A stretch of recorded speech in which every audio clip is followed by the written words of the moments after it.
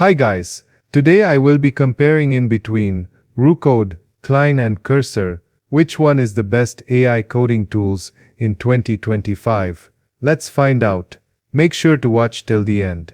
Roo Code is designed for real-time collaboration, letting teams code together as if they're side by side. Spaces it brings AI-assisted suggestions, automatic code merging, and project-wide refactoring at lightning speed.